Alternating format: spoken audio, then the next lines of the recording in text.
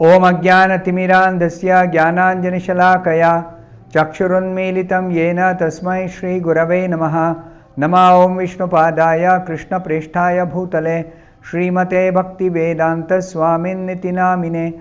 Namaste Saraswate Deve Gauravani Pracharine Nirvishesha Shunyavadi Paschatya Deshatarine. Jaya Shri Krishna Chaitanya Prabhu Nityananda Shri Advaita Gadadhara Srivasadi Gaura Bhakta Vrinda. Hare Krishna Krishna Krishna Hare Hare Hare Rama Rama Rama Hare Hare. Om Namo Bhagavate Vasudevaya Narayanam Namaskritya Naram Chaiva Narottamam Devim Saraswatim Vyasam Tato Jayam Mudirayet. In this session we'll be discussing from three verses 31, 32 and 33 of the 12th chapter of the first canto Srimad Bhagavatam. The 31st verse is as follows. Sarajaputro Vavrudhe Ashu Shukla Ivodupaha Apuryamana Pitribihi Kashtabhir Iva Sonvaham. The meaning of this verse is, as the moon in its waxing fortnight develops day after day, so the royal prince Parikshit very soon developed luxuriantly under the care and full facilities of his guardian grandfathers.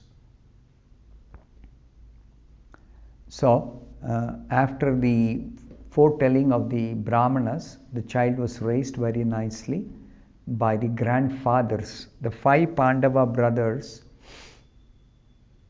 the Pandavas, headed by Yudhishthira. The only surviving descendant was this Parikshit. So therefore this Parikshit was raised very nicely, and he had good care and attention of all the grandfathers, all the 5 grandfathers. The 32nd verse, Yakshamano Ashwamedhena Jnati Droha Jihasaya Raja Labdha Dhano Dadhyau Nanyatra Karadandayoho. The meaning of this verse is, just at this time King Yudhishthira was considering performing a horse sacrifice to get freed from sins incurred from fighting with kinsmen. But he became anxious to get some wealth, for there were no surplus funds outside of fines and tax collection. So, Srila Prabhupada says in the purport, as the Brahmanas and Vipras had a right to be subsidized by the state executive head had the right to collect taxes and fines from the citizens. After the battle of Kurukshetra, the state treasury was exhausted, and therefore there was no surplus fund except the fund from tax collections and fines. Such funds were sufficient only for the state budget, and having no excess fund, the king was anxious to get more wealth in some other way in order to perform the horse sacrifice. Maharaj Yudhishthira wanted to perform the sacrifice under the instruction of Bhishma Deva. So the history is that after the battle of Kurukshetra, Yudhishthira was thinking that he was responsible for the massacre of such a huge number of Kshatriyas who died in the battle. So he felt very guilty. Just for me to become the emperor, so many had to be killed. So in order to become free from that guilt, he heard instructions of Bhishma Deva, and Bhishma Deva instructed him that you are not at all at fault because it is Dharma Yuddha, and even if you feel that you want to, you have become sinful somehow, you can become free from those residual sins, if any, by simply performing this Ashwamedha Yajna. So Yudhishthira Maharaj wanted to perform this because Bhishma Deva instructed, and he had no surplus funds outside of whatever taxes he was collecting and fines he was imposing on the citizens, and that was just enough for running the state, day-to-day state administration. So how will he get extra wealth? That is described in the next verse. The 33rd verse. Tad abhipretam alakshya bhrataro achyuta choditaha dhanam prahinam ajahror udichyam dishi bhurishaha. The meaning of this 33rd verse is, understanding the hearty wishes of the king, his brothers, as advised by the infallible Lord Krishna, collected sufficient riches from the north left by King Marutta. So, Yudhishthira sent his brothers, 4 brothers, Bhima, Arjuna, Nakula, Sahadeva, to search for wealth and collect that extra wealth and bring it to Yudhishthira so that Yudhishthira can perform this Ashwamedha Yajna. Such sacrifices are performed by kings only because it requires huge arrangements, huge amount of wealth, and that is only possible to be organized or arranged by a king. And the emperor, when he performs at the scale of befitting his position as the emperor of the whole world, so then he has to organize in a very big way. So for Yudhishthira to organize in a big way the Ashwamedha Yajna, his 4 brothers went to collect riches from the north. Now they were advised by the Supreme Lord Krishna as to where they can find the wealth. Krishna is, of course, the Supreme Lord, is all-knowing. But still, Krishna wanted to encourage Yudhishthira to perform that sacrifice. And ultimately, sacrifices are meant for pleasing Lord Vishnu.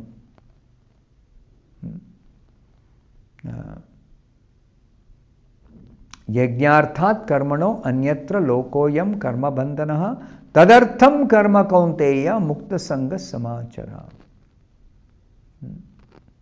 So, tadartham, the sacrifice ultimately is meant for pleasing Lord Vishnu. The act of sacrifice.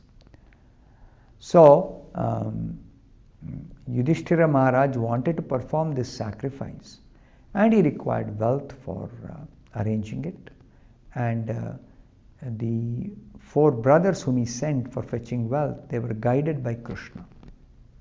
So Prabhupada describes the history of this Marut Maharaj, who was a predecessor king of Yudhishthira Maharaj. So Maharaj Marut, one of the great emperors of the world, Yudhishthira Maharaj was an emperor. So many millions of years before, Marut Maharaj was the emperor of the world. He reigned over the world before the reign of Maharaj Yudhishthira. He was the son of Maharaj Avikshit and was a great devotee of the sun god known as Yamaraj. So this Marut Maharaj was the devotee of Yamaraj. His brother Samvarta was a rival priest of the great Brihaspati, the learned priest of the demigods. He conducted one sacrifice called Shankara Yajna, by which the Lord was so satisfied that he was pleased to hand over to him the charge of a mountain peak of gold. This peak of gold is somewhere in the Himalaya mountains, and modern adventurers may try to find it there. It is there in the Himalayas, this peak of gold. He was so powerful an emperor that at the end of the day's end of sacrifice, the demigods from the other planets like Indra, Chandra and Brihaspati used to visit his palace. And the demigods generally don't come to the earth, but in exceptional cases where the emperor is a very powerful emperor or very qualified emperor or very pious Rajarshi, then they visit the earth and become guests of such great emperors or great personalities on this earth. And because he had the gold peak at his disposal, he had sufficient gold in his possession. The canopy of the sacrificial altar was completely made of gold. In his daily performances of the sacrificial ceremonies, some of the inhabitants of the Vayuloka, airy planets, were invited to expedite the cooking work of this ceremony. So these kings were so powerful that they were sumptuously feeding and giving gifts to all the brahmanas who would help them to perform the sacrifice.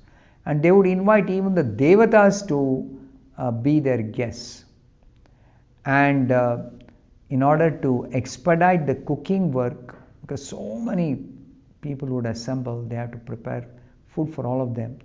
They would expedite the cooking work by taking help of the inhabitants of Vayuloka, the wind god, their assistants. They would help in speeding up the cooking. And the assembly of the demigods in the ceremony was led by Vishvedeva. Different categories of demigods for different powers. But it is prestigious that a king is able to get on the earth, is able to get as his guests and get assistance from demigods from the higher planets who are expert in performing sacrifices and who are expert in making arrangements. Those people helped this Marut Maharaj was able to perform very nice sacrifice. By his constant pious work, he was able to drive out all kinds of diseases from the jurisdiction of his kingdom. All the inhabitants of higher planets like Devaloka and Pitruloka were pleased with him for his great sacrificial ceremonies. Every day he used to give in charity to the learned brahmanas such things as bedding, seats, conveyances, and sufficient quantities of gold. Because he had a whole peak of gold at his disposal. Because of munificent charities and performance of innumerable sacrifices, the king of heaven, Indradeva, was fully satisfied with him and always wished for his welfare. Due to his pious activities, he remained a young man throughout his life and reigned over the world for 1,000 years, surrounded by satisfied subjects, ministers, legitimate wife, sons and brothers. Even Lord Sri Krishna praised his spirit of pious activities. He handed over his only daughter to Maharshi Angira, and by his good blessings he was elevated to the kingdom of heaven.